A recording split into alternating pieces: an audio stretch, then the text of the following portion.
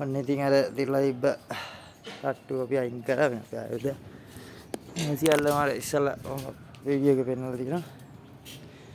බලන්න වැඩි කොහොමද කියලා අපි මේක ආයෙ ඉතින් තිරච්ච පාලමක් එහෙම් පිටින්ම අපි ගත්තා මේ තත්ත්වයකට.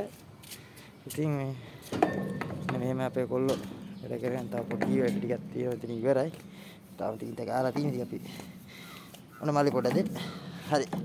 ඉතින් මෙන්න මෙහෙම තමයි ඉතින් තත්ත්වය අද වැඩේ ඉවර කරලා දවස් 6ක් දවස් 6ක මහන්සියක්.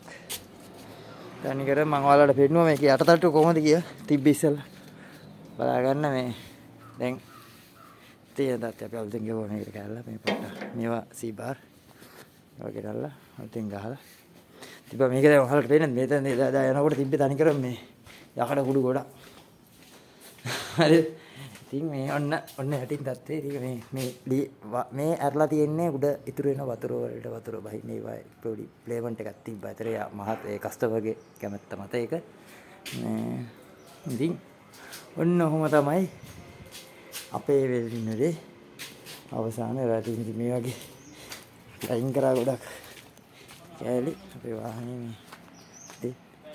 මේ වගේ යකඩ වේදින් දිරච්ච කෑලි අපි ඉතින් මේ වලට මේ අලුතෙන්ම මේවා දැම්ම අලුතෙන් ඔක්කොම සියලුම කෑලි දාලා ඉතින් ලස්සනට වැඩේ කරා.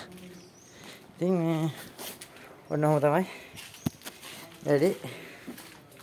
ගොඩක් ලොකු මහන්සියක් අන්තිමට අපි සාර්ථක වුණා. ඔන්න එච්චර තමයි අපි ගේම ගහුවා.